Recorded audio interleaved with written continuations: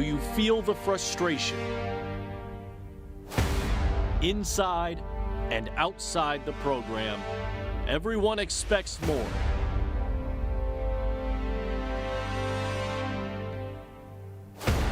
Year after year, it feels like the Oklahoma Sooners are one step away from being the team in college football.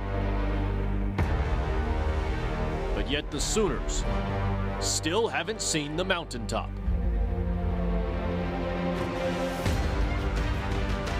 Last Saturday was a reality check for OU. The Bears embarrassed the Crimson and Cream in Waco. Dominated in every facet of the game. Is it time for some changes at Oklahoma? Knocked down, dropped, and doubted. How will Oklahoma respond? Can the Sooners claw their way back into the conversation? Every play can mean the difference between the playoff and a throwaway bowl game. With a long, winding path to the top four ahead, are the aspirations of a playoff appearance still realistic? Can OU convince the committee? The journey to the title game begins today. It's the Oklahoma Sooners and the Iowa State Cyclones. And this is Game Day U.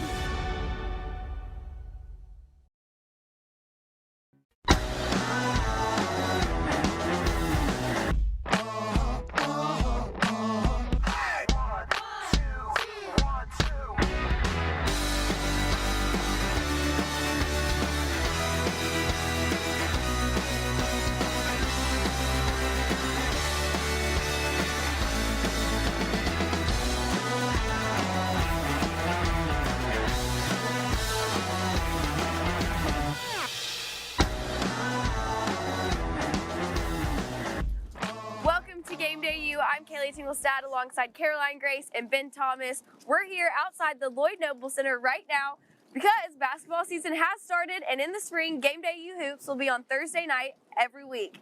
But we're going to keep with football, and with that, we're going to toss it to Lincoln Riley to talk about the tough loss to Baylor last weekend. Looked at it. I don't know that I could sit here and summarize it in one thing, and I don't know that it's necessarily just been one issue. I think there's been kind of two constants throughout those games. Typically, we haven't played consistently enough, and then again, we've been in just a lot of very low possession, low play games. It's not like we're getting 7 or 8 possessions in a half, and so those opportunities, become so important. I know it sounds like a broken record, but that's just kind of the way the year's been. The Sooners were handed their first loss last weekend against the Baylor Bears. What was y'all's takeaway from that game? My biggest takeaway was that Dave Aranda seems to have the Sooners' number whenever he plays against them. He was eliminating the deep plays, had a lot of pressure against Caleb Williams. They were locking down the receivers, and overall, we knew Baylor's defense was going to be really good, and they showed it against this Sooners team. And Dave Aranda, back in 2019 with LSU, held the Sooners to low points in that college football playoff game, and then the last year held them to 28 points, and then this time 14 points, which is the fewest allowed by Lincoln Riley and Dave Aranda. So honestly, he might be, if not the best coach in the Big 12, the second best coach in the Big 12 behind Lincoln Riley, because Dave Aranda has Baylor buzzing right now, and that defense is looking like one of the best defenses in the entire country. Yeah, I think something that was really solidified for me this past weekend is that the Big 12 struggles on the road. Lincoln Riley mentioned that in his press conference, and he touched on, if you take a look at the schedule and who's upsetting who, it really is whoever is playing on the road. So Oklahoma against Baylor, Oklahoma State against Iowa State. Then we look in the years past, Oklahoma still has a problem with playing teams on the road. Even, I know that it's a neutral site, but Texas, that plays a big factor for both teams because they're not in their home stadium. So I think that the Big 12 is struggling to keep road games consistent. Yeah, you definitely saw the Sooners struggle. They were held to their lowest points since they played Baylor in 2014. Alongside that, the Sooners were held to just 260 yards, the fewest ever with Lincoln Riley. The biggest issue, I think, is just the coaching. And like you said, Caroline, on the road, you've seen that. You saw it against Kansas, Texas. The OU really struggles, and Caleb Williams has struggled on the road, too, which is something that I've noticed. Exactly that. He needs to hire an offensive coordinator. Lincoln, we know you're an offensive guru, and we're not saying that he's not. I still believe that he is. But it wouldn't necessarily hurt to have another brain in that room, you know, figuring out plays, constructing plays, calling plays. Having two minds is better than one, honestly. And Lincoln was an offensive coordinator under Bob Stoops and made his way up in the rankings as an offensive coordinator. So why not hire somebody, maybe help mold them into the next offensive guy like Lincoln Riley is? And honestly, it would change this offense up a little bit. It would bring a lot of new ideas and new life to the Sooners offense that's already electric, already very dynamic. And honestly, I think teams are beginning to understand and kind of know what Lincoln is going to be calling and the kind of plays he will be calling. And because everybody knows 3rd and 20, Lincoln's going to be calling that inside run. Please stop doing that, but we know it's about to come every time. But besides that, like I mentioned, it wouldn't hurt. It just really wouldn't hurt to have that other brain in there. And honestly, maybe somebody like, I don't know, Garrett Riley, his brother, the offensive coordinator at SMU, would be a great guy to come in and step in, be another brain in that locker room, another guy constructing plays. So honestly, Lincoln, he's still that offensive mind. He's still that offensive guru that we all know, but definitely wouldn't hurt to have another offensive coordinator in there. I like that. I like that little brother action going on. So that's interesting that you pointed that out about the offensive coordinator, because every time an offensive coordinator gets moved into the head coaching position, they think that they can do it all on their own. Across the board in college football, look at all the college coaches that have failed their teams because they decided that they wanted to be their own offensive coordinator. But I'm going to change it up just a little bit. And I know that Lincoln Riley has made Oklahoma a QBU and he's produced Heisman winners, but I think that these quarterbacks would really benefit if they could get their own quarterbacks coach. I know that he was able to produce Heismans, like I said, too, and a nominee, but just like every other game on Saturdays, you have to prepare your team for something different. Spencer and Caleb are not Baker and Kyler. I think both would be able to exceed at their jobs if they were given undivided attention from a position coach. It's already enticing enough that Lincoln Riley is going to be your head coach if you go to the University of Oklahoma. I don't think it holds that much more weight that he's also your quarterbacks coach and offensive coordinator. He's becoming the definition of jack of all trades, master of none. If it weren't for Caleb's football IQ, it would be way more noticeable how the quarterbacks are struggling to prepare for games. Caleb Williams is really young, and he has the potential to be at OU for 2 more seasons. Get him a quarterbacks coach. Get him that undivided attention. I think it would really benefit him. You look at Bill O'Brien at Alabama or Corey Dennis at Ohio State, Todd Monken at Georgia. These are all offensive coordinator, or these are all quarterbacks coaches that are separating teams from being good versus being great when it comes to the playoff realm. Yeah, I think that's a really good point, thinking about those quarterbacks, because you touched on Baker and Kyler. But Spencer and Caleb have that potential, but we just haven't seen it so far this season. Exactly. Oh, definitely. Exactly. Well, I'm one of the biggest Lincoln Riley fans there are, but I'm going to have to agree with both of y'all. There needs to be an offensive coordinator. Lincoln Riley is becoming too predictable. He's too distracted by the elements of being the head coach that late in the game, play calling sometimes becomes predictable and conservative. We saw it against K-State, super conservative play calling, whereas the Wildcats went on it for every 4th down. And they were taking those chances and risks, and they looked like a better team because of it. Remember when the OU used the Wildcat play? So unpredictable from OU, and it helped the Sooners a lot. Having an offensive coordinator is not going to hurt the team. Like you said, it's another mind. It helps take away some of the hats that Lincoln Riley has to wear. He has that great offensive mind, but having another one in there will really help him out and let him focus on being the head coach as a whole. And there's a number of other successful coaches in college football. Nick Saban, Dabo Swinney, that all have offensive coordinators. It doesn't take anything away from Lincoln Riley as a head coach. It would only help the Sooners. And through the season, you've seen just this poor coaching because Lincoln Riley is focused on too many things. Yeah, Yes. definitely. And I was going to touch on that because you also brought it up, Caroline, as well. Bill O'Brien at Alabama, like the offense coordinator, you know that's Nick Saban's offense. Yeah. Like Nick Saban has a set offense, but he always has this revolving door of offensive coordinators who come in here and are just another brain. So exactly that. Like it just wouldn't hurt to have that extra mind in there because people can bring other ideas in there that might actually fit for Caleb or might fit for a Spencer Rattler where, you know, if it's just Lincoln, he has that just very structured how he has it kind of offense. So it just wouldn't hurt. Y'all are going to hate this reference, but take a look at Gus Malzahn whenever he took over as head coach at Auburn. He was given all these weapons that were made him succeed as an offensive coordinator coach as well. And then the years went on and that stopped. And that's what Lincoln Riley's running into. And if he doesn't change it, then he's going to be out. Yeah, people, like we talked about earlier, people always love to say Caleb Williams is Baker and Kyler's baby. Well, if he's so spectacular, then what's going on? Why can't Caleb Williams make these plays that he should be making? I think it was clear on Saturday that Caleb Williams' ability was there and the plays weren't. No, the plays definitely weren't there. I mean, the O-line didn't really help him either. Obviously, you had so much pressure on this kid, and he's 18, 19. Like, he's going to make mistakes like that.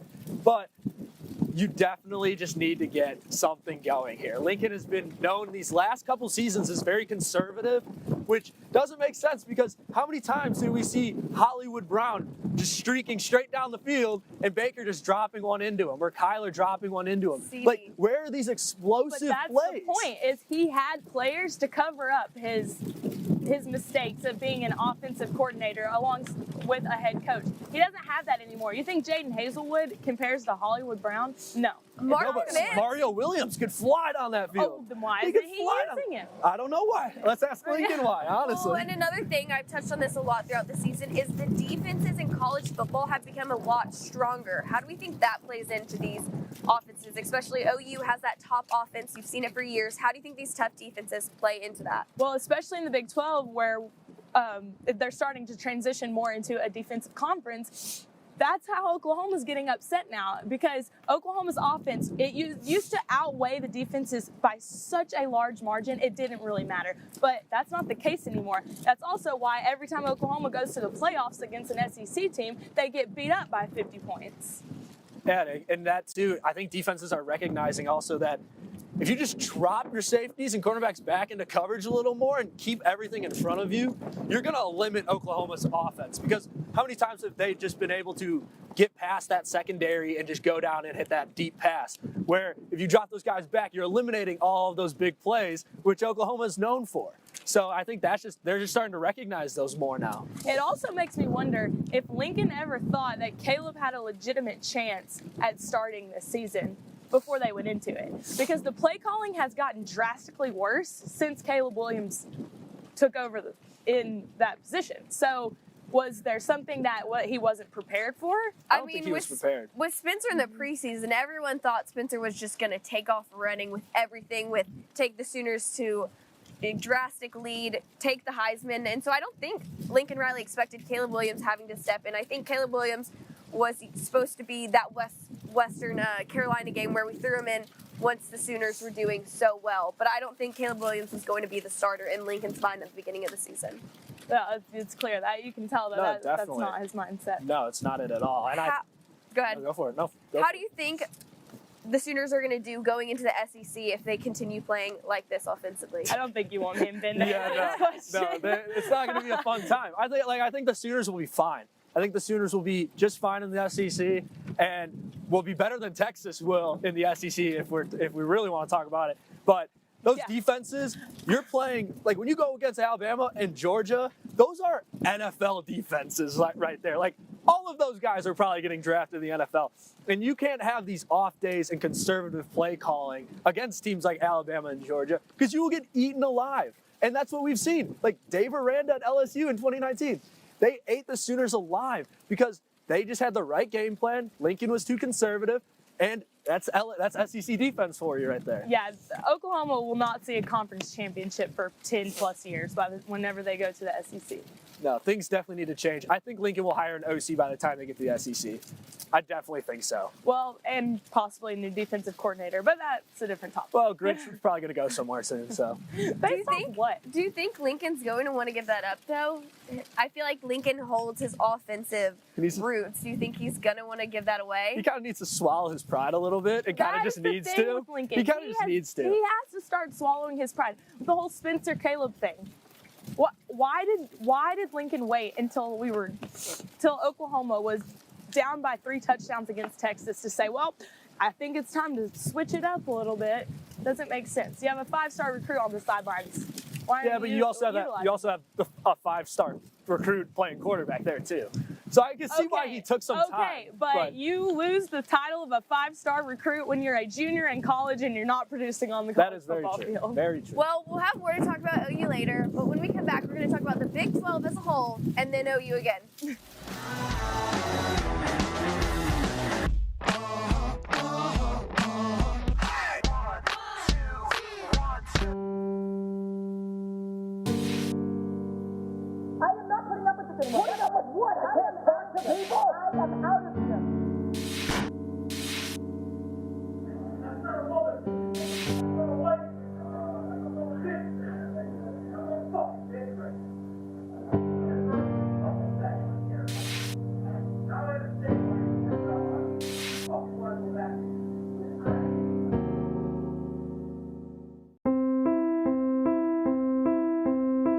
One day, this will be your office.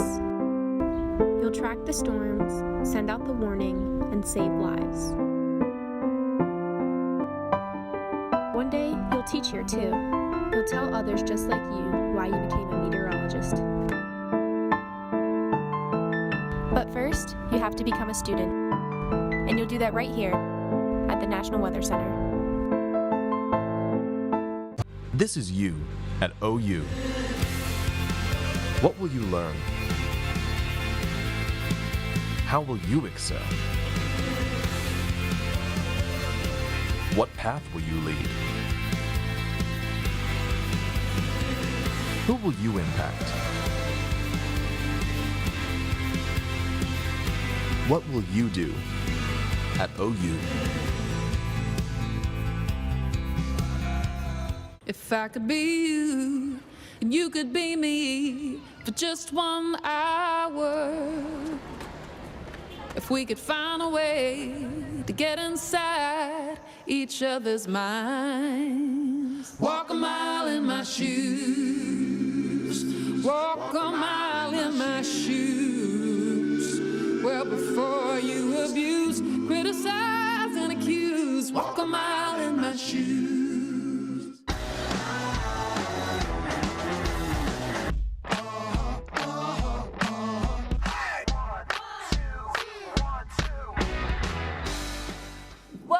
GameDayU. We're still here outside Lloyd Noble Center getting ready for kickoff later today at 11. First, instead of talking about OU, we're going to start off with Texas. Will Texas make a bowl game? Honestly, I don't think they will make a bowl game because Bijan Robinson's out for the rest of the season. Now, let's be honest here. Texas's entire offense revolves around Bijan Robinson, and it's gotten to a 4-6 record this year so far. And I said it all year. If you can shut down Bijan Robinson, you will shut down Texas's entire offense. And now he's not even in the offense anymore. So besides Casey Thompson, who is very talented, there's really not much else there. Now, with Bijan Robinson out with a dislocated elbow, I just don't see how Texas can put up points. I mean, he has over 1,000 yards rushing, 11 touchdowns. He's a threat in the passing game as well. This man can do it all. And for Texas, when you need these 2 wins to get to a bowl game, it's going to be really tough without your number 1 threat on that offensive side. Because the defense for Texas as well does not hold up. They're just as bad as like an old OU defense is, and maybe even the defense this year. I don't know. But it just is not going to work. If you're Texas, you have West Virginia and Kansas State coming up. And if you can't even beat Kansas, shout out to Kansas though, awesome win. If you can't even beat Kansas, it's going to be a really tough time against these next 2 teams coming up on the schedule because to me, Texas is not back, and I don't think they will make a bowl this year. You guys, that win against Texas just keeps looking less impressive as the weeks go by. It really does. It really does. Very unfortunate. However, West Virginia on the road, and then you got Kansas State at home. That game is not in Manhattan. My answer probably would be a little bit different if that game was in Manhattan. However, I'm putting all of my trust in Steve Sarkisian to get it done. I've said this all year, but this is not Steve Sarkisian's team. He's dealing with the cards that he was dealt, and I think he's done a pretty good job. However, he still needs the job security. The University of Texas knows that this is an unacceptable season for the Longhorns. Now, it's late in the season, but I think that he has now had enough time to adjust to the Big 12, do some research, watch some games, and do what it takes to stop these teams for the next 2 weeks, and that's what's going to get him into the bowl game. I think that Steve Sarkisian is a great coach. Feel bad for the guy for what he's walked into. Lost against Kansas last week, but now he's got a little bit of fire underneath him because that's pretty bad losing to Kansas. But Oklahoma also almost lost to Kansas. Got to point that out. So I think Steve Sarkisian is going to be able to get it done.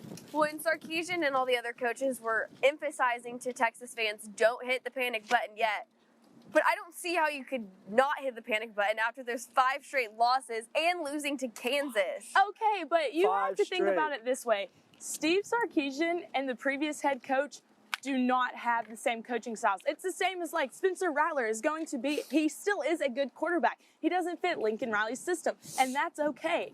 These players are not fitting Steve Sarkisian's system. I think that he is going to be a phenomenal head coach when he can get guys under him that he recruited. Yeah, I think he's a great head coach. I just think Texas is struggling. It's been evident, and they would have to win out to make a bowl game, and I just don't see that happening. Like Ben said, without Bijan Robinson, that really hurts Texas. They've lost all momentum. I've said this almost every week. They're all brakes, no gas.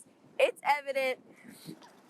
Texas has blown 3 21-point leads this season. Casey Thompson hasn't shown up in crunch time. They have poor special teams besides Dicker the kicker, and they really have no defense like you touched on, Ben. So I don't see how they could pick up this momentum and keep it going against West Virginia and K-State. West Virginia at home, I think West Virginia can pull that one off, and K-State's a tough team. I mean, even though it's in Austin, I think K-State could still pull that one out. I mean, if Kansas can pull off a win in Austin, who says Kansas State can't? Because honestly, right now, I'm taking Skylar Thompson and Deuce Vaughn over just Casey Thompson at this point. I mean, I agree. Those guys are electric, and they can put points up on you, especially with a stingy defense that Texas has.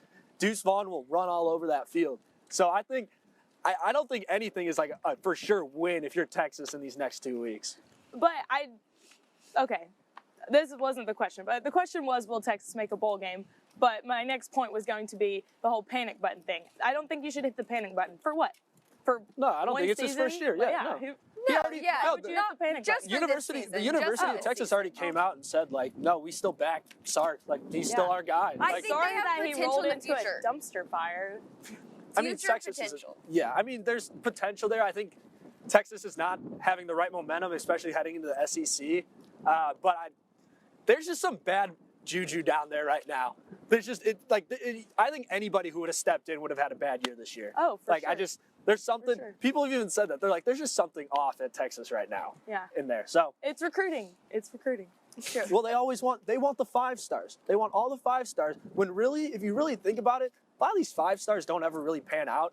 It's those 3, 4-star guys that are actually the guys, and those are the guys that Sark wants to go after. But Texas is like, no, we want the top guys from the state, get the best players, when they sometimes aren't those guys. Well, and Texas is so used to being that program, and they haven't been in years. And so I think that's a big adjustment, too. They're not the Texas that they used to be. They're not as good as they used to be. Sam Ellinger jinxed them. Not a By saying they're back, he jinxed them. I'm not calling a it. good look for a team that's trying to go into the toughest conference in the country. Nope, definitely not. Okay, so we talked about what will keep Texas out of a bowl game, but what will keep OU out of the college football playoff? For me, honestly, people probably won't like this answer, and I don't know if Caroline will like this either. But if Bama beats Georgia, OU is not in there, and I will give me a Roll Tide. I'll get a Roll Tide in there. Georgia, nobody looks like they're going to even be coming close to beating Georgia, but you can never count out Nick Saban and the Tide. Their roster is loaded with talent on both sides of the ball, just like Georgia. And honestly, I don't think we've seen their best ball yet. Championship games bring out the best in Saban teams. As we've seen, they could be a 4 seed, they could be a 1 seed, and they will still go out there and they will dominate. So beating Georgia would keep them each at 1 and 2 respectively. That would give the Sooners a much tougher path to getting into that college football playoffs. Even if they went out, a lot of dominoes would have to fall because you have Oregon, Ohio State, Cincinnati, heck, maybe Michigan is even in there. Bryce Young continues to look like a Heisman frontrunner, and this team matches up well against Georgia. I really believe so. Bama, 3rd in the SEC in offensive yards per game. Georgia, not even top 5. Georgia, number 1 in points per game allowed. Bama's number 3. In yards allowed defensively, they are 1 and 2 respectively. So I really think this is actually a closer matchup than a lot of people believe it to be. Their defense doesn't get the love that Georgia's defense does, obviously, because it's not as dominant. But I truly believe if you match those two up, it'll be a defensive battle to the end. I think Bama can pull it off. And if that happens, sorry, Sooner fans, no CFP then, because Bama would get that 2nd spot, and 3 and 4 would probably then go between Oregon, Ohio State, and Cincinnati. Ben, minor detail. They're going to have to beat those Auburn Tigers Oh, first. that's not even a question. And that's thought not even I'd a talk question. to you about this. Were we really going to talk about that? On television. I didn't cuss on television. Yeah, you did. I said heck. You said roll tide. Oh. Yeah, that's not a cuss either. Roll Tide. No, I don't agree with you at all. There's nothing scarier than an Auburn team with nothing to lose playing Alabama in Jordan-Hare. So. Yeah, but Bo Nix is one of the worst quarterbacks in college football. Well, guess what? He's injured. He's not playing for the rest of the season. Oh, if that's your argument, then that doesn't help your case at all. That was their only hope. But you just said he was the worst quarterback in college football. And that was still their only hope. Okay, this is a whole different conversation. So what I think Caroline started on don't get me started because I have so many points, but you're not ready for that. Anyway, I think that Oklahoma State is the best team in the Big 12, and losing to Oklahoma State next weekend is what could keep losing to Oklahoma State, period, is what could keep OU out of the playoff.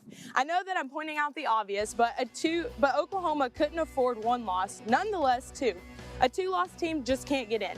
But here's the kicker. Let's say that Oklahoma does beat Oklahoma State next weekend, and assuming that they beat Iowa State, well, they got to turn around and play Oklahoma State again the next weekend. I think that it's unrealistic to believe that Oklahoma can beat Oklahoma State twice. So losing to them 1 of those 2 times is what's going to keep them out of the playoff. But before we get into another topic, well, you still have to give your take. But riddle me this. Iowa State upsets Oklahoma. Oklahoma beats Oklahoma State next weekend. Then there's a 4-way tie between Iowa State, Baylor, Oklahoma, and Oklahoma State. Who goes to the championship? It's going to be tough. I have no idea. I know that was a lot of information. Yeah. That was a lot of information. It comes down to tiebreakers. That's too complicated. Well, I know, but there's so many head-to-heads that what would the tiebreaker be? I don't know. That's up for the Big 12 to decide. Yeah, Well, that's not our decision. I wouldn't trust them with anything after last weekend. Anyway, continue. That's true. Well, what I'm going to say is poor coaching is going to keep OU out of the CFP.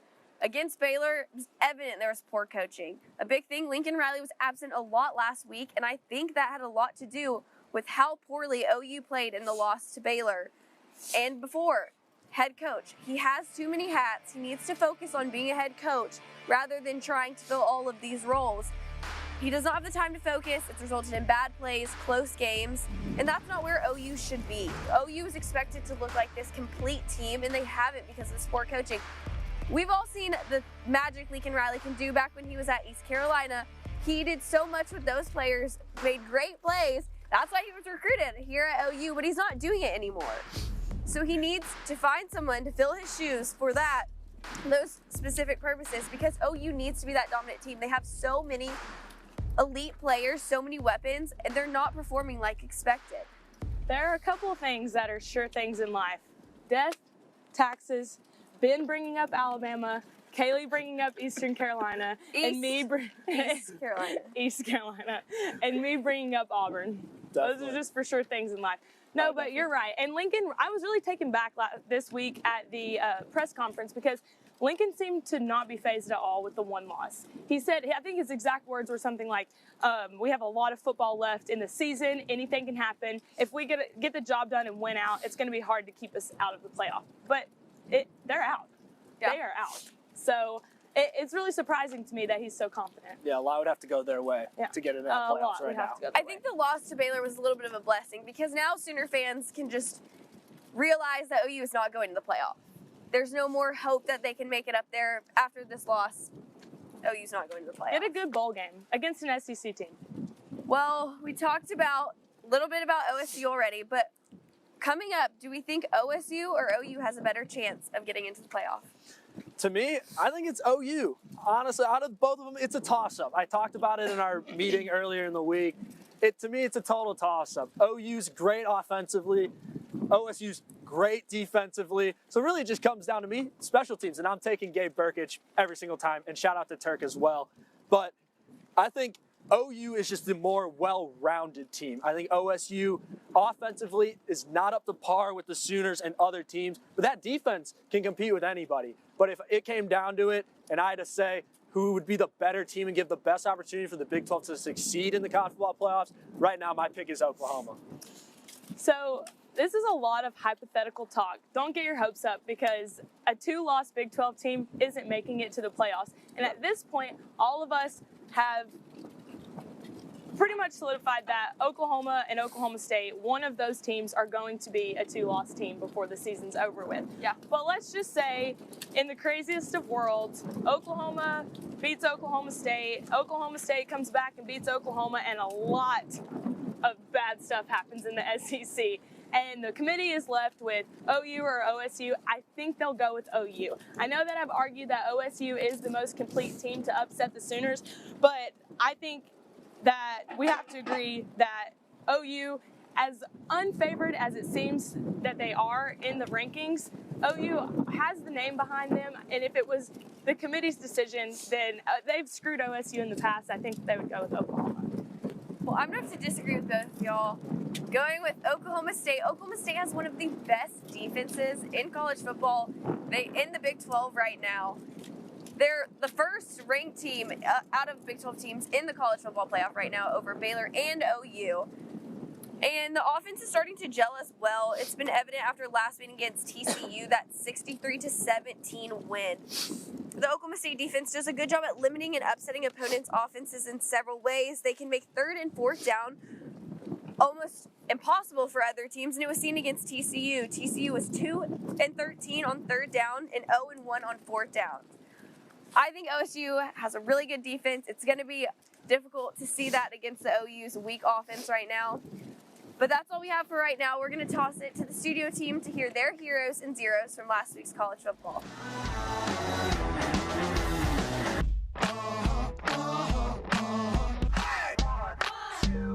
I will never forget this day. In this moment, it's as if time itself has stopped for us. The thought of being here with you. When two become one. Yes, can you hear me? I will never forget this day. Good morning and welcome Your back to opioid GameDayU, addiction the affects award-winning more than just you. Get help. Visit ok.gov/health. This is Tehani. She likes to play with her friends and has dreams of becoming a doctor. But when COVID-19 devastated her community, she was taken out of school and forced into marriage at just 12 years old. Tehani and thousands of other child brides are facing domestic abuse, female genital mutilation, and life-threatening pregnancies. And the pandemic is causing these numbers to rise. Too Young to Wed envisions a world where girls are free to simply be children and determine the course of their own lives. Will you help us? There was an old woman who lived in a shoe. She had so many children, she didn't know what to do.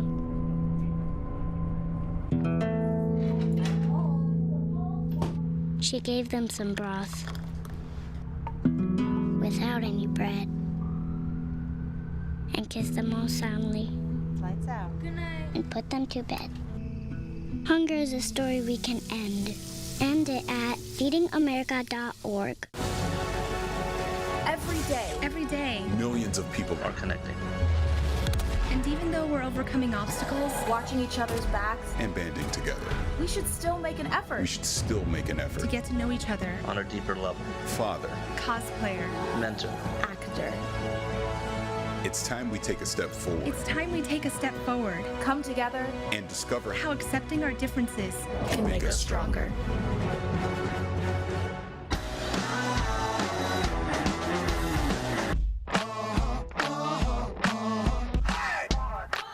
Good morning and welcome back to GameDay U, your home for the best pregame content. I'm your host, Hallie Moss. We're nearing the end of college football season and fans are on the edge of their seats. But before we dive into it, let's hear from Dylan Rivera to give us the top 5 plays from last week. Thanks, Hallie. Let's start with something Sooner fans will love to see again, Kansas and Texas. The game has gone all the way into overtime, and the one-win Jayhawks have a chance to win it on this throw, and they do! Rock, chalk, baby! Jared Casey is the man who saves the day. And Casey said post-game that he had never played an offensive snap for KU. Daniels finds Casey for the 2-point conversion, and the Longhorns fall at home to the underdogs from Lawrence. The battle for the boot between LSU and Arkansas. The true freshman Garrett Nussmeier has to evade multiple defenders. Once he does, he sets up and fires for the end zone, and Jack Besh is there to make the toe tap and it was TD so nice on Monday. catch. I wish it was. From one freshman to another.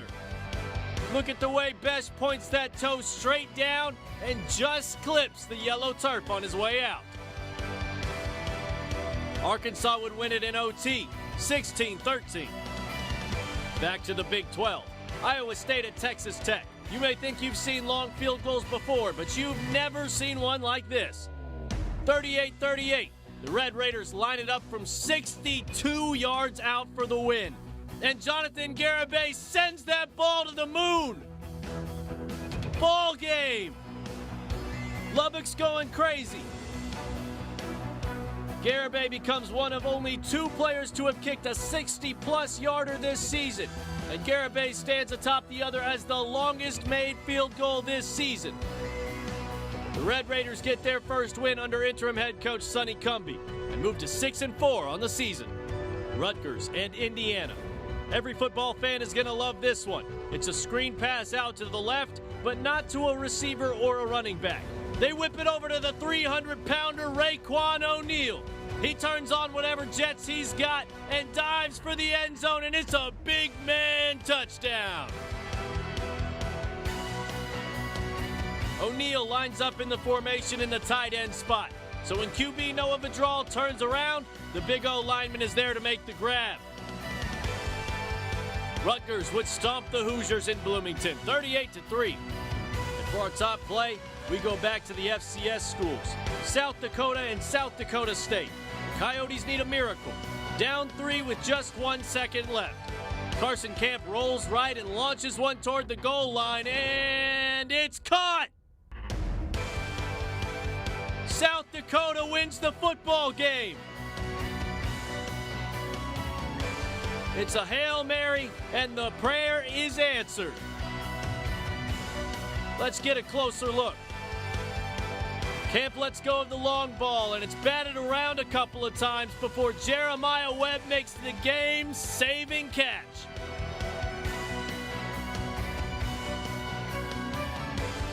Allie, that's our top 5. Back to you and the analysts at the desk. Thanks, Dylan. This morning, I'm joined by our fantastic team of student analysts, Tyler DeLuca, Ashley Vandevelde, and Stone Weber. Are you guys ready to talk some college football? Of course. Absolutely. Let's do it. Ready to talk college football. Well, we saw some stellar performances from last week's games. Stone, we'll start with you. Who's your hero from Week 11? My hero from Week 11 has to be no other than Will Rogers. This year in the SEC, Mississippi State has been one of the most inconsistent teams, which is what made this comeback against Auburn so much more impressive. Rogers went 44 of 55 for 415 yards and 6 touchdowns. These are video game-like numbers, but in a Mike Leach offense, this is something you see on the regular. Mississippi State so far this season has already knocked off 3 top 25 teams, including A&M, Kentucky, and now Auburn. And a lot of that comes from the arm of Will Rogers. And a funny thing about his 6 touchdown passes, all of them were from within the 10-yard line. It really doesn't matter where they are on the field. it just seems like Mike Leach is always going to be throwing the ball around the field. That's a great pick, Stone. Well, my hero from this last week is KU quarterback Jalen Daniels, who led the win over Texas down in Austin, 57-56.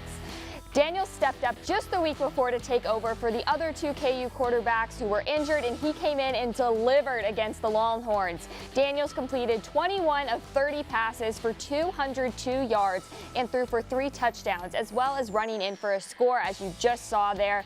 KU hadn't scored more than 33 points this season and already had 35 by halftime. This snapped the Jayhawks' 8-game losing streak this season and a 56-game losing streak in Big 12 road contests, which stretched back to 2008. Daniels led this team to a breakout win down in Austin, and what a great entrance as a Jayhawk. Yeah, I love both those picks. I love the fact that you guys both went with quarterbacks. So I'm going to do the same. Give me C.J. Stroud from Ohio State. Let's just put it simply. He almost threw for more touchdowns than incompletions against Purdue. He had 5 touchdowns with only 7 incompletions, and this is now the 3rd time this season that Stroud has gone for 5 touchdowns passing. He threw the ball 38 times for 361 yards with over an 80% completion percentage. Like I said, he was nearly perfect against the quote-unquote spoiler makers that were supposed to come and upset the Buckeyes. I guess that's what they do. But C.J. Stroud said, hold up, wait a minute, something ain't right, and absolutely put it on the Boilermakers. It was an incredible performance that just adds another game to his resume for that Heisman campaign that he's probably going to put on in New York. And like I said, if he keeps doing these type of games, almost going perfect, I wouldn't be surprised seeing him leave New York as the Heisman. There's no way they can't give it to him, especially considering Michigan State and then Michigan and then Big Ten Championship. He has it all in front of him. Mm-hmm. All great picks. Well, aside from those great standouts, there were some performances last week that might have fallen short. Who do you all have as your zeros? My zero for this week has to be Zach Calzada. I'm honestly surprised this is his first appearance on the show. Ever since he took over for Haynes King against Colorado, he hasn't looked like he's been able to settle in.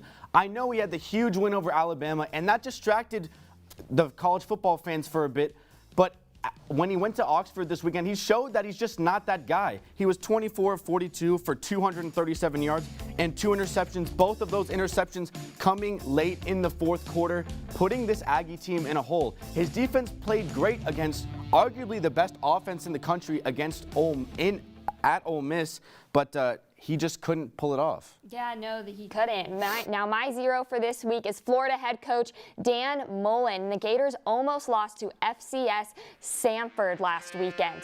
Florida was on a 3-game losing skid when FCS opponent Samford came to town. Florida never led until the 3rd quarter when they went ahead 49-42. Now let's get into the nitty-gritty of it. The Gators gave up a season-high 530 yards and its most points ever in the history of the program in a half at 42. QB Emory Jones had a career day saving Florida. Mullen's job was already in question after 3 losses prior to this game, so this is not helping his case. And Mullen said that calling this a disappointing win is disrespectful, but this is not what Gator fans want to be hearing after you almost lost to Samford, and especially a team that was ranked, in the preseason and supposed to be doing really well. Yeah, no, if I'm a Florida Gator fan, I am done with Dan Mullen. I'm ready to move on. I mean, the culture he's setting up there is just not built for success overall. But for my zero, I'm going to go back to the Big Ten and back to the quarterback position. Give me Andrew Marty from Northwestern. Northwestern's just been terrible this season. Let's just put it pretty bluntly. And Andrew Marty has absolutely lived up to that standard. He's now thrown more interceptions than touchdowns on the season so far. He threw the ball for 18 times against Wisconsin defense, with 3 of those resulting in an interception. The entire game, they could not get a single offensive touchdown on the board, with only 7 points coming from the defense. He threw for 100 yards, and after those 3 interceptions, he ended his night on the bench. So just a terrible game all around for Andrew Marty, and realistically, probably the standard that's been set at Northwestern this season, so nothing really to be surprised about, but definitely a zero in my books. Well, coming up, our analysts will answer who they think is the most overrated team in college football. Stick around.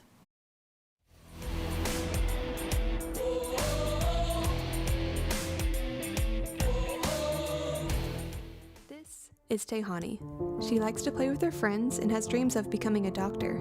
But when COVID-19 devastated her community, she was taken out of school and forced into marriage at just 12 that years makes old. sense, Tehani honestly. and thousands of other child brides are facing domestic abuse, female genital mutilation, and life-threatening pregnancies. And the pandemic is causing these numbers to rise. Too Young to Wed envisions a world where girls are free to simply be children and determine the course of their own lives. Will you help us?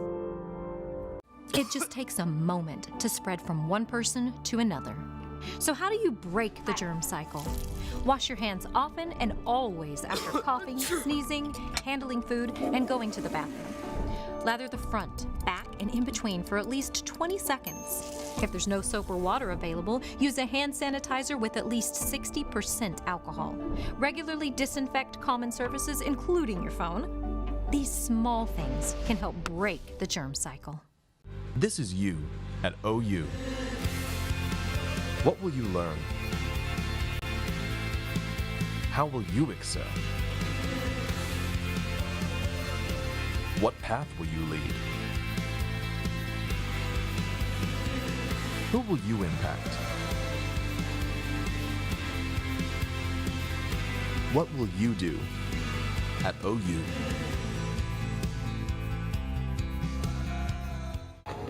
Scene 103, take one. I have been 100% into getting vaccinated, and then I asked you, and you hesitated. Yeah. I thought we'd be on the same page about this, and we're not. I feel like even if I were to catch it, my body is strong enough to fight it off. What if you're one of those cases and you end up in the hospital? Yeah. That's what I'm scared of.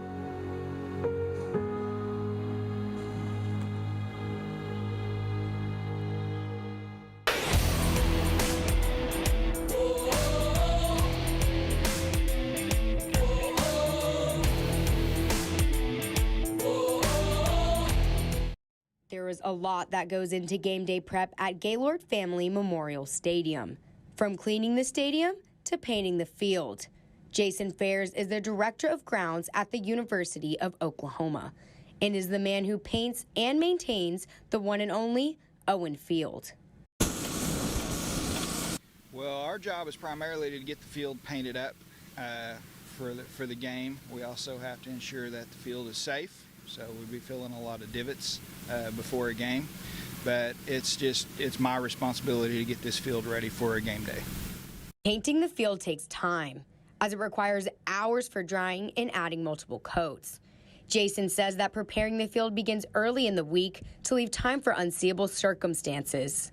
The challenging part, a lot of it's dealing with the weather. Sometimes you just got to catch a break, maybe no rain, because it takes us 4 days to get the field painted up. And you know, today we're fighting the wind, trying to get done early enough so the wind doesn't shut us down. But you're just constantly fighting the elements when you try to get the field ready for the team. With Oklahoma's weather being so unpredictable, sometimes Jason and his team have to rush to get their job done. Last year on Bedlam, they were finishing up painting the field just hours before kickoff, thanks to bad weather. Yeah, we get delayed a lot because of wind, because of rain, and a lot of times when that happens, it just moves everything from one day to the next, but makes that next day, quite a bit harder. Despite the challenges, Jason loves his job and cheering on the Oklahoma Sooners.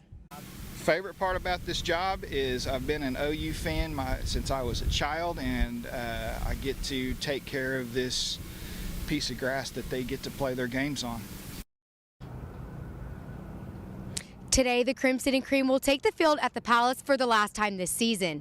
Owen Field is ready, and so is Jason to cheer on the Sooners as they take on the Cyclones here in a few hours. I'm Katie Arata reporting live for GameDay U. Thanks, Katie. Welcome back to GameDay U. It's the fourth segment of the show, and you know what that means. It's time for 4th and 4. Now let's jump into our 4 questions. Starting off, Oregon is currently ranked 3rd in the CFP rankings and 1st in the Pac-12. Do you guys think there's any other Pac-12 team that has a chance at beating the Ducks, or are they unstoppable? Yes, there's a team that has a chance at beating the Ducks, and Utah will do it today. Utah has changed their entire season around ever since they lost to BYU. Kyle Whittingham has put his team in a great spot for the Pac-12 title. They've won 3 games in a row heading into their clash with Oregon today. And the key to this Utah offense is they average 214 yards a game on the ground, and the Ducks only give up 119 yards per game. So it'll be a nice clash, a battle at the line of scrimmage is what I think is going to happen tonight. And it really is going to be a battle on the ground because no quarterback in this game has more than 2,100 passing yards on the season. The key for Oregon might be if Anthony Brown can make a difference with his arms. Stone, I agree with you that Oregon is beatable and that they're going to get beat by Utah, but I disagree on the timing.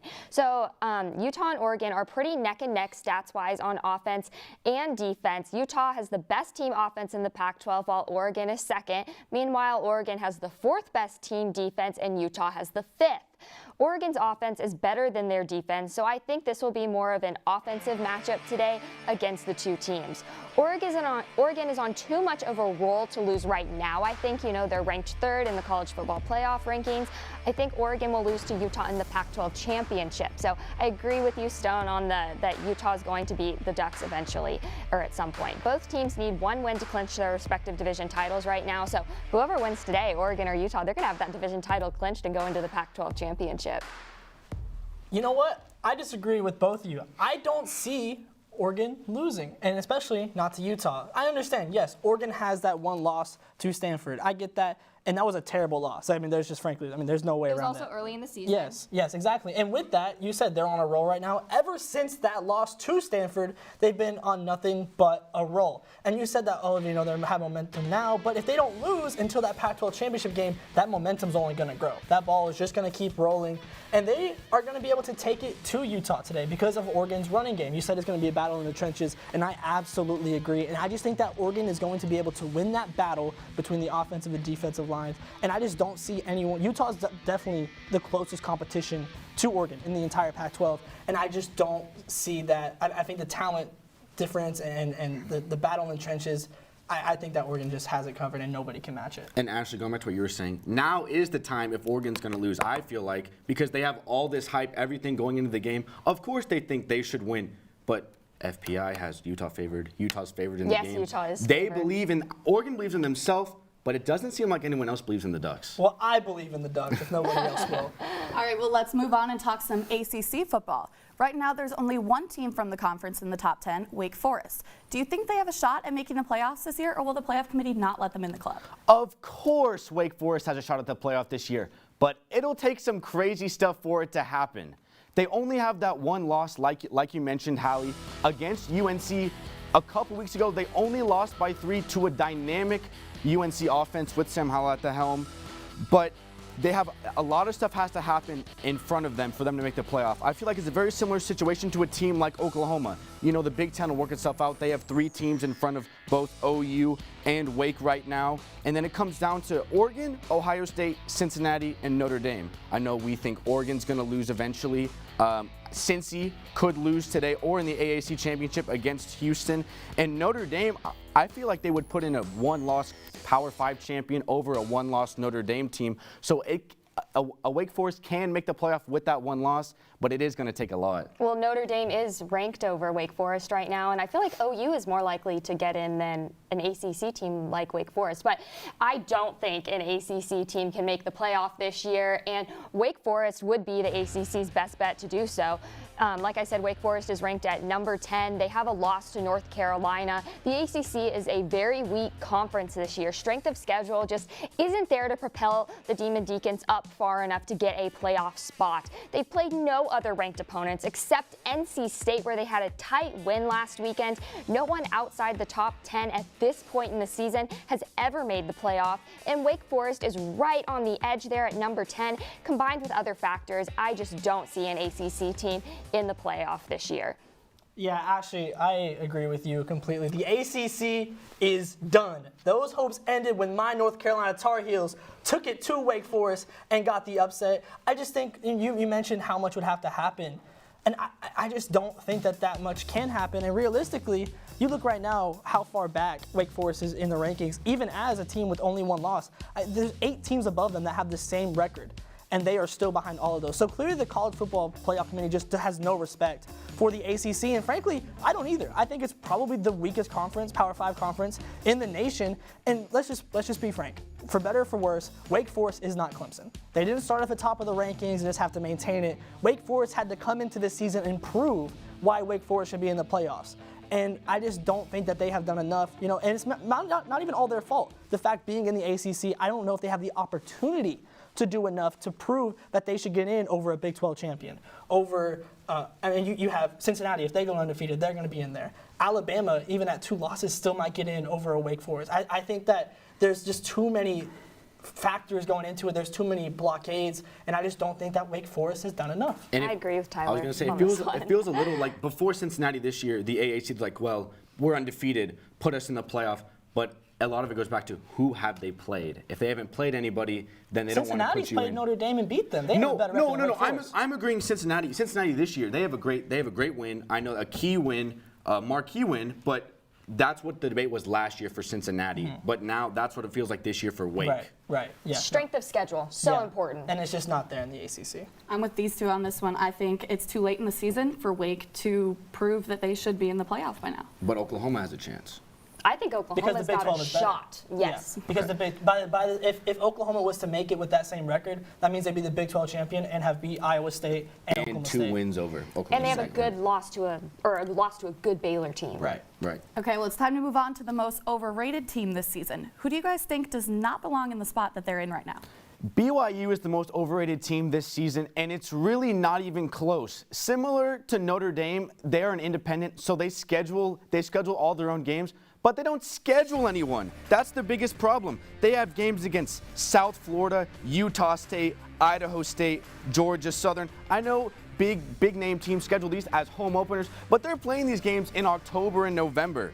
They do have a good win against Utah, but that's really about it. They have one top 25 win, and let's not forget the first game of the season, they beat 1-win Arizona team by 8 points.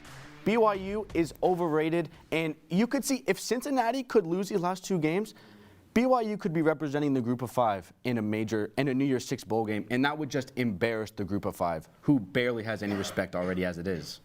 Well, my overranked team is Notre Dame, who currently sits at number 8 in the college football playoff rankings. Now, I believe Wisconsin is also overranked at number 15, and the Fighting Irish's signature win is against the Wisconsin Badgers. The ranking would be more justified for Notre Dame if they could have beat Cincinnati, which they didn't. The Irish are not complete on the offensive or defensive side of the ball. Yes, Notre Dame is getting better as the season progresses, but I don't think right now a team like Oklahoma State should be behind the Fighting Irish even by 1 spot. I think they should jump them.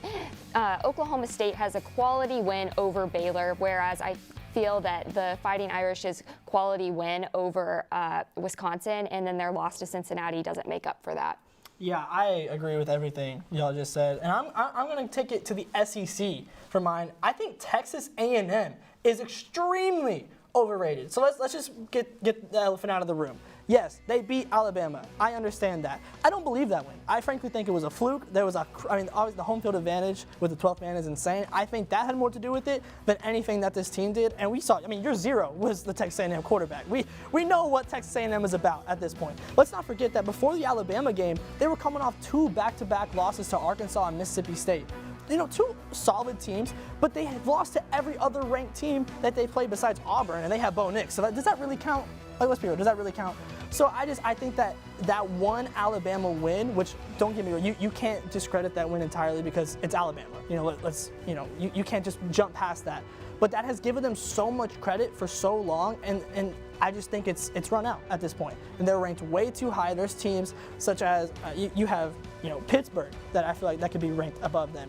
Another Power 5 team that has a way better record. There's teams behind them that I think should just be ranked higher, and it's just off the credit of that Alabama win. And ever since the Alabama win, like we said, Calzada just hasn't looked very good at all. He looks like he's nervous in the pocket, not really being able to throw the ball. The defense is great. With the SEC, I feel like a lot of it is they either have a really good offense or really good defense, and it's only one or the other. Very inconsistent. Yeah, I agree. Well, team, I've got a little surprise for you. I'm going to have each of you take one of these cards. Okay. And then whichever school you get, you're going to tell us what you think about the coaching job and what you think should change or who you think could possibly make the coaching situation there better. So, and we'll start with you. Okay. All right. Take it out west, USC. I think the perfect hire for USC is going to be Penn State head coach James Franklin. USC already has the biggest brand. They have the biggest brand open right now for a head coaching position, but they just can't seem to put it together. Right now, for Franklin, he is a great recruiter. With his class for next year is ranked 5th in the nation and 1st in the Big Ten. USC still somehow manages to get recruits just for their name alone. They may not have a coach or anything like that, but they're still bringing in players, which would be great for James Franklin. And we know he's all about the fan interaction. And I'm sure, as we know, the USC fans are not exactly great. There was a picture from the Arizona game. They maybe have 100 students there. Half the stadium is empty. This team, despite being historically dominant, they've only won one Pac-12 title in the past couple years. They need a revamp, and I think James Franklin is just that. Well, I got another fellow blue blood in LSU, and I think Dave Aranda would be an excellent hire in Baton Rouge. He would be a great fit for the Tigers. He was the defensive coordinator during the 2019 national championship season, after which he then left for Baylor. I think Aranda's going to have a lot of offers this year, especially from a school like USC, notably because he is from California and he's having such a great season at Baylor. But Aranda is familiar with Baton Rouge, having been there, and he would bring some stability to LSU. Aranda has an elite mind. He's level-headed, which is what this LSU program needs right now. He knows his defense. LSU is one of the top jobs in the country with a huge brand, allowing them to be successful. So for those reasons, I think Dave Aranda should definitely be LSU's top pick. Let's see who I'm kind of nervous, man. That's heartbreaking. Okay. I feel like that's heartbreaking for LSU, for Baylor. Matt Rule, one really good year goes to the NFL, one really good year I know. Leaves again. We'll see We'll see if Aranda leaves. I mean, he might decide to stay put. Okay. I have the Washington Huskies. So when comparing these jobs, let's just get the elephant out of the room with this one. Washington is not the brand that USC or LSU is. They are not some blue blood or anything like that. But let's not forget which one of these Pac-12 teams has been to the playoffs since 2014. That's the Washington Huskies. So I think that this is a job that shows that success can be had in Washington. It takes the right person, it takes the right culture, which is the reason that they fired the last head coach, because the culture there was just a little iffy. Because the record, they're at 4-5. That's not some awful record by any means. So they're getting wins. They've shown in the past that they can make the playoffs, which is something that USC hasn't been able to do and LSU did once. So I just think that people might underrate this job just because of the name value. So when I think about, okay, big names, probably not going to come to Washington. So I think you should look at the group of 5 to figure out where your next head coach is going to be and promote someone to the Power 5. And I don't think there's anyone better than Jamie Chadwell from Coastal Carolina, a rising offensive mind that has created a program at Coastal Carolina that went from nothing to something. We see them in the polls. We've seen them have success. I think that he would be a fantastic hire for Washington and it'd be a mutually beneficial hire with them getting a young offensive mind and him being able to go up to the Power 5. And I agree. I think more teams should try to do that. Get from the group of 5 and give them another opportunity. I think it's very interesting, like Steve Sarkisian or Lane Kiffin. I know Lane is having success right now at Ole Miss, but you've seen these guys have head coaching jobs elsewhere, and they just fall short, but they keep getting these other opportunities. Why not give a new guy a chance? Yeah, and back to what Ashley said, I totally agree with you. I think Dave Aranda proved exactly what he can do against the game against Oklahoma, and if he would decide to leave Baylor, I think LSU would be a great fit for him. When we return, our remote team will be telling you what to watch for, this week's callouts, and giving you their final score predictions. You don't want to miss it.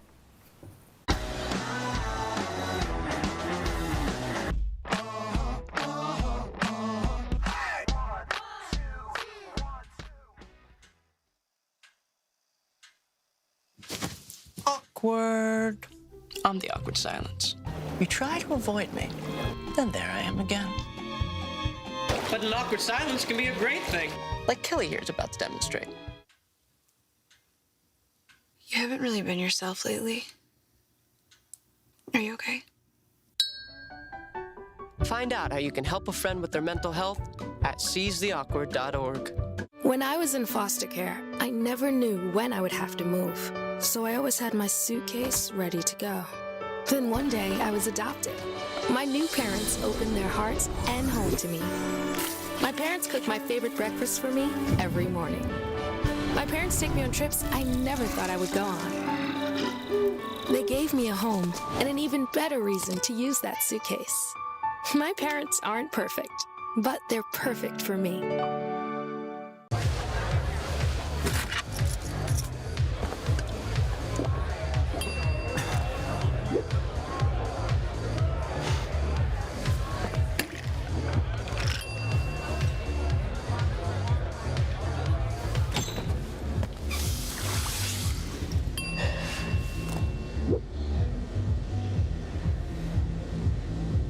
If you need to do something to feel okay to drive, you're not okay to drive.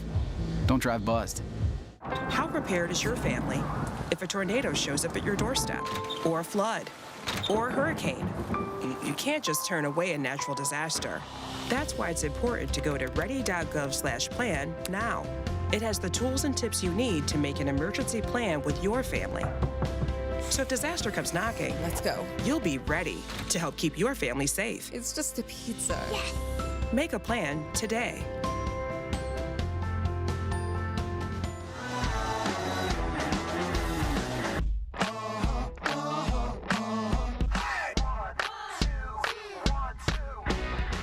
The Oklahoma Sooners take on the Iowa State Cyclones in Norman at the Palace on the Prairie tomorrow, morning and afternoon, with an 11 a.m. kick. The temperature will be at 60 degrees at kickoff, which will be quite chilly, especially when you combine it with that 15 to 20 mile per hour wind out of the south. Thankfully, we do warm up as the game progresses up to 68 degrees by the end of the fourth quarter. But again, those winds south 15 to 20 miles an hour, they'll be moving the ball around. They may also be moving a jacket onto your shoulders while you enjoy Sooner football. Welcome back to GameDayU. You can tell we're in Oklahoma with a serious wind. It is feeling like November in Oklahoma for sure.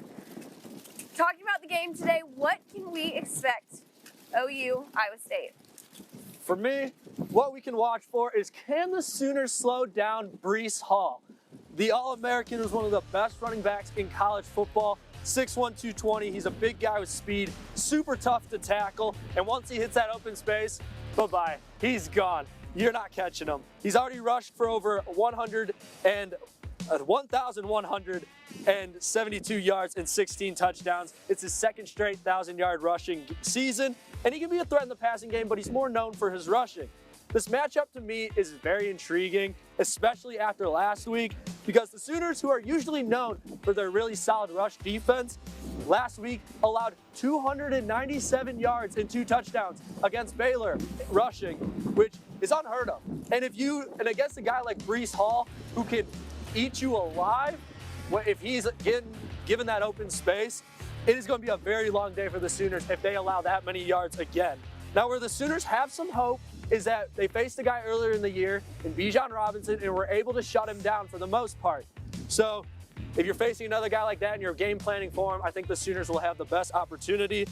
Big games definitely are going to be needed from IT, Redmond, Benito, all those guys on the D-line to slow this guy down, because he can keep his legs moving and he can break off those tackles. And for the Sooners, tackling is not one of their better areas on the defense, and they're really going to need it against this guy. It's going to be a tough one for the Sooners. Breece Hall has been dominating as of late, but I think the Sooners can really get an attack going and can really do something against Breece Hall today. So keep an eye out for that. I'm going a little Alicia Keys on this because this boy is on fire. I think that Caleb Williams is going to light up the field tomorrow. Obviously, past 2 games, not been his best, but he's ready. I think that he has what it takes to be an elite college football player, and tomorrow is a game where we're going to see that turning point for that Lincoln Riley offense that we've been talking about all show. I think Caleb Williams is a leader in the locker room, he's a leader on the field, and tomorrow he's ready to get things going, the momentum going again, especially after a tough loss. He's got a chip on his shoulders. He takes responsibility for his actions. I don't think he's going to be like Spencer, where we just keep seeing the same mistakes over and over again. I think Caleb Williams is going to take the field, he's going to set it on fire, and Oklahoma State's going to be scared that next week. I like that. I like that little Alicia Yeah, I Keys. can't sing. I'm really sorry I did that to you did a lot better than I would do. I promise you that. Well, my what to watch for is going to be Iowa State's offensive line. They have a very weak offensive line. You saw that a lot against the Texas Tech Raiders. The offense struggled in all phases Saturday. They were especially horrible in the run blocking. Breece Hall rushed for just 51 yards with 18 carries against Tech. Tech's defensive tackles were able to shoot gaps and running plays in the backfield. Purdy was forced to scramble a number of times. Fortunately for Iowa State, their passing game is quick in reads and throws, and it's going to be important for that OU defense to really shut down that offensive line, get those sacks, stop the run game, stop the offense at all costs, for sure. Yeah, no, it'll definitely be a good matchup, especially this D-line. I think this OU D-line needs to prove themselves. They haven't really been as dominant, haven't really been able to get that pressure they've been hoping for. So I definitely think this is going to be a big test for them. Another big thing Sooner Nation to watch for is Charlie Kolar, Norman native. So he's taking the field. I don't think OU even heavily recruited him, and he's a dynamic player for Iowa State. So I know he's their gonna biggest have a lot of receiving fun. threat for yeah, sure. he's going to have a lot of fun coming back to Norman. So now, call-outs. It was a rough game against Baylor last weekend. What are y'all's call-outs? My call-out, I hate to do this to my guy, but KB, Kennedy Brooks. Dude, where have you been, man? Like, come on. I have talked about it for weeks after OU Texas and even at OU Texas to keep feeding you the rock. And so far, man, they just haven't, and you haven't been there. But I think for this offense to get back to normal, you need to establish the run and keep giving him the rock. 79 yards against Kansas, 2 touchdowns though. 35 yards against Tech, and only 55 against Baylor. He just seems non-existent back there, man. Keep getting him more touches will help Caleb Williams, will help this offense get going. Granted, the O-line needs to do their part and step up, which they haven't been able to. But Kennedy Brooks, man, I love you. To me, you're one of the best running backs in college football. You need to get that running game back. He needs to get back to what he was doing. So I'm going with Delarian Turner-Yell, and if I hear the term Speed D one more time, I'm going to bang my head against the wall. That's the motto, though. I think, for why? Why? I think DTY has what it takes to be a leader on the defense. He's back. He's better. I just want to see him produce more on the field is all. Short and simple. That's my guy, though. Come on. So I'm going to have more of a shout-out than a call-out. My shout-out's going to be Caleb Kelly. Sadly, Kelly finished his last game last weekend against Baylor. A really sad ending for such an amazing player. Kelly has played in 51 games, finishing with 179 tackles, 5 sacks, 1 interception, 5 forced fumbles, and 4 fumble recoveries. Caleb Kelly has had a great, long career with the Sooners. Sad to see that ACL injury last weekend was his ending, but this might not be the last time the Sooners see Caleb Kelly, because he's supposed to be appearing with his former coach Bob Stoops on Big Noon Kickoff today. Yeah, fun fact is Caleb Kelly was a broadcasting student in Gaylord, and we got to work with him a lot for one season in 2019 when he was injured. Caleb Kelly is a great guy. I know Sooner Nation appreciates him a lot, and sad to see him take the field for his last time last weekend. No, yeah, he is a Sooner legend, and we will miss him definitely on that field, but also off that field too. He's one of the nicest guys in the world. He is. One of the best humans. So he is. Sad to see it happen to him, but he had a great career. So well, as it's getting close to kickoff, what is y'all's score prediction for the game? My score prediction is just 21-17 OU. I think the Sooners will pull it out. It'll be a close game, maybe a little bit of a defensive battle, so to speak. But I think the Sooners can hold on, win on senior day, win one for the seniors, and kind of get themselves back on track for hopefully another Big 12 championship. So I'm going 24-21 OU as well, but I'm going to take this time to point out something that I think could change the score of this game, and that's the fact that there are going to be 2 defensive players that should be suspended of the first half of the game today because of a targeting call that wasn't called last weekend. Texas Tech should be I almost cussed just then. Texas Tech should be really upset with the way that Iowa State played last weekend. They were playing dirty. The targeting call is implemented for a reason, and it never gets used the right way. And it almost makes me think that they didn't want to suspend those players because they had OU on the other side. I'm going to go with another close score, very similar to y'all's, 27-21 OU. Like y'all said, I think it's going to be a close game. Can't give OU too much of a lead. Hoping OU can pull off that win. But that's all the time we have for now at our last Norman shoot. But don't worry, because there's more GameDayU in the future with GameDayU hoops in the spring, and we're going to toss it back to the studio team.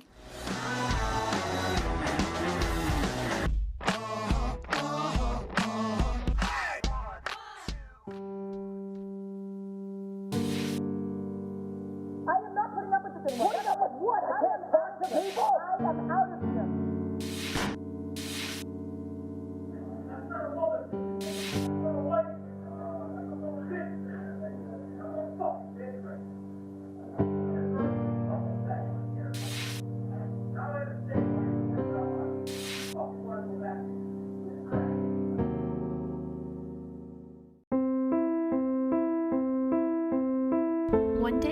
this will be your office.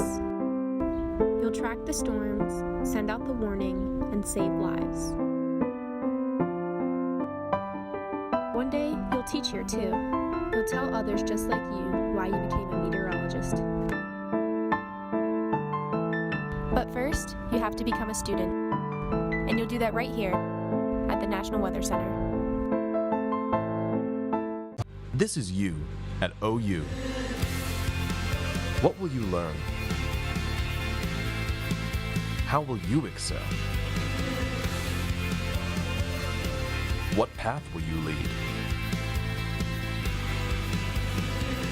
Who will you impact? What will you do at OU?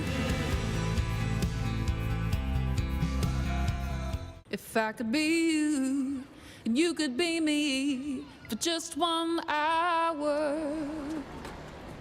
If we could find a way to get inside each other's minds. Walk a mile in my shoes. Walk a mile in my shoes. Well, before you abuse, criticize, and accuse. Walk a mile in my shoes.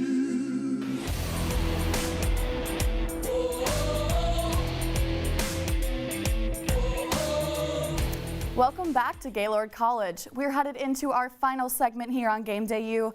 And the one thing we know with this college football season is to expect the unexpected. Who are your upset picks heading into Week 12? Today is the day that Cincy will fall. The ponies will prevail today over Cincinnati. Their offense has been explosive all year, averaging over 400 yards a game. And it's all due to Garrett Riley, Lincoln's brother, calling the plays for SMU.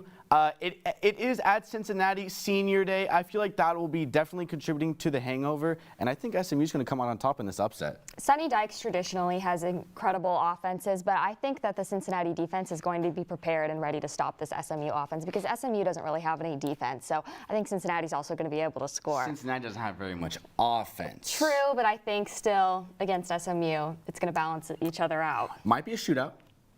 We'll see. But my most overrated, or not most overrated, my upset pick is Illinois over Iowa. I think that the Illini will beat Iowa because Iowa has dropped back-to-back games in October. The Hawkeyes must win this game, otherwise they are knocked out of the Big Ten West Championship race. Illinois beat Minnesota last weekend in Minneapolis. They need to win these final 2 games in order to be bowl eligible, which would be a great thing in Brett Bielema's first year. I can see Illinois carrying this momentum through to beat number 17 Iowa. I like the SMU pick. I won't lie. I like the SMU pick. It's a sneaky. little. I think it's the downfall of Cincinnati today. No. There we go. There we go. And then Houston, and then BYU representing in the New Year's Six. Call it. Watch it. That's bold. Watch it. Watch it happen. Watch it happen. I know Sonny Dykes teams. So my pick is also going to be pretty bold. Give me Nebraska over Wisconsin. Every single Saturday, it's like Groundhog Day for the Cornhuskers. They lose by less than 9 points. One of these times, they are bound to take one of these out. I mean, you would think. Scott Frost, you know, I don't think he's in any danger of being fired. I think it's pretty early on in his career at Nebraska. But this would be a fantastic win to kind of get some supporters back on his side, get the donors back on his side a little bit. I think this is a necessity for Scott Frost to have something to build off of going into next season. And I think it's time that the Cornhuskers play spoilers to Wisconsin, because Wisconsin still has a lot to play for, realistically, in this season. And I think that Nebraska are going to finally be able to take out a team, because Lord knows they have gotten close every single week. And I think it comes down to the fact that Wisconsin's offense is not good. Like, they're just not. But that Wisconsin defense is incredible.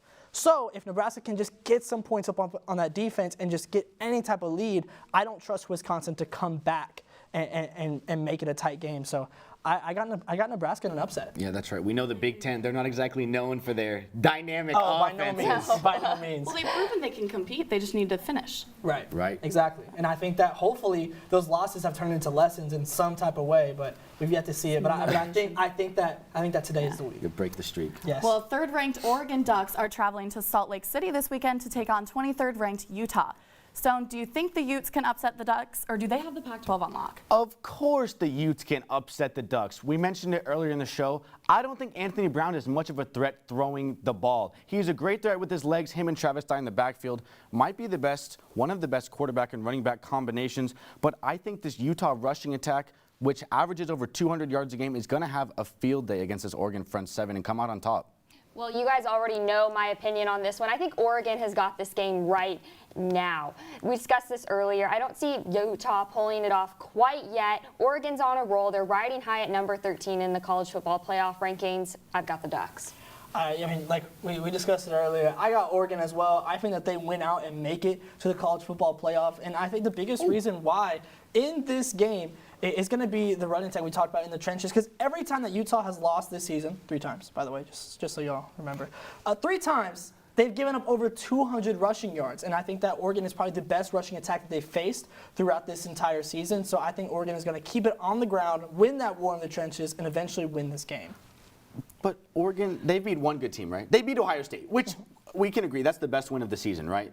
That's probably the best win of the season. And Ohio State has significantly improved since then. Correct. That's right. Arguably the best team in the country, I think.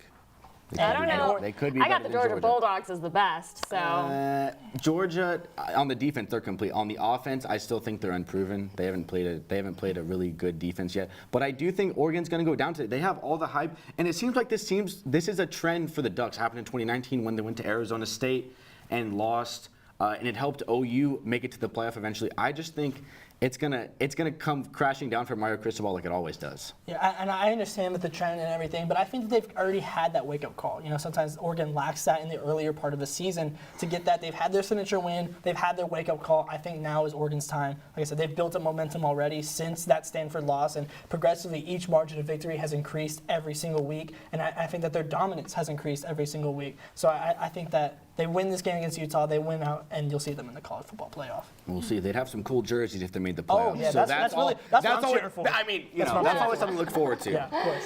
All right, well, next we've got the ACC leader Wake Forest taking on the Clemson Tigers. Now, Clemson hasn't performed as well as they usually do this season, but what do you guys think? Can they keep their 3-game winning streak going? I know that I said Wake can make the playoff, but it's just not going to happen today. Clemson is going to get a somewhat signature win on the season against a dynamic Wake Forest offense. Averages 44 points a game, over 400 yards on offense. But DJ Uiagalelei is going to have his breakout game. He got benched earlier in the season. He played terrible against Georgia, which may have led to his hangover and what feels like he still needs to have his wake-up call. But I feel like he'll have it today against Wake Forest, who's their defense, gives up over 400 yards a game. If he doesn't have that wake-up call today, what do you think that means for him next season? I think he's done.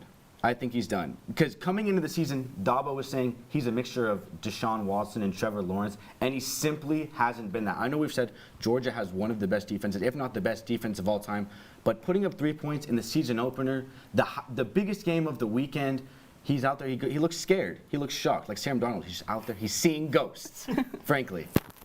Well, I have Clemson losing this one because, you know, they've had 3 losses already, and I think Wake Forest is just a more complete team. They're the better team this year, and I predict Wake Forest will have the drive to want to carry this one through, especially given the playoff rankings right now. I think that Clemson, you know, they're not the typical Tigers team we've seen this year, so I think they're going to take the L on this one. Yeah, I agree with you. I got Wake Forest in this one, and I know I said, like, hey, the ACC, you know, is not going to make the playoffs. But nobody tell Wake Forest that because they aren't going to believe it. They are playing for their playoff hopes right now, and they're going to come out and prove why they think that they should be in the playoff. I think that offense is absolutely electric, and we've seen DJ struggle all year, and I've lost faith, frankly. I've lost faith in DJ and that Clemson offense, and I think that when you're going against such a high engine that Wake Forest has on that offensive side with the yards and the touchdowns and the points that they're producing, I just don't think that Clemson is going to be able to keep up with that long enough to last an entire game. And I just think even it could be close because Clemson does have a solid defense. I think it could take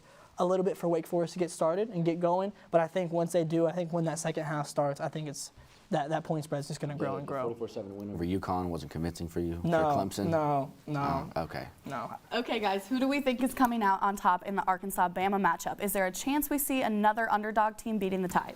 There is not a chance in that happening this weekend. Despite the A&M loss and the game against LSU, I think Alabama has looked like Alabama. But the one thing that has been different this year, maybe, it might be that the offense is better than the defense. Bryce Young this year has thrown for over 3,000 yards, and he's only thrown 3 interceptions. KJ Jefferson, as far as I'm concerned, for Arkansas, is a one-man show. They had a great start to the season, but after that loss to the thumping from Georgia, that 38-0 loss, they have not looked the same, and you're going to need a lot of Davids against the Goliath. I'm a big Sam Pittman fan, but I don't think Arkansas is there yet with their improvements this season to be able to beat a team as good as Alabama. So Arkansas secured the boot for the first time since 2015 against LSU last weekend, which was a big accomplishment for them. But I don't think that Alabama is going to want to drop a game to Arkansas, not on Saban's watch. They want to make it to the playoff. You know, they still have to make it to the SEC championship and hopefully win there for them. But, you know, and if they're going to lose, it's not going to be, it's going to be against number one. It's not going to be against a team like Arkansas. Yeah, I agree. I mean, like you said, Arkansas started out the season so great. They seemed like they could genuinely be a powerhouse within the SEC this season, and then it just went downhill so fast. And it's going to continue today when Alabama beats them, and probably beats them pretty bad, honestly. The lack of run game is a concern for me, for Alabama, especially going against Arkansas, who has a very, very stout defensive line and defense against the run, entirely one of the top ones in the nation for that. So it's going to be on the passing game to get that. But so I think it might be kind of similar to Wake Forest, where it's a slower start, but I got Bama in this one. And now on to one of the biggest matchups of the weekend, number 7 Michigan State versus number 4 Ohio State. Which Big East powerhouse is going to come out on top? I have Ohio State in this one, and I really don't think it's going to be close.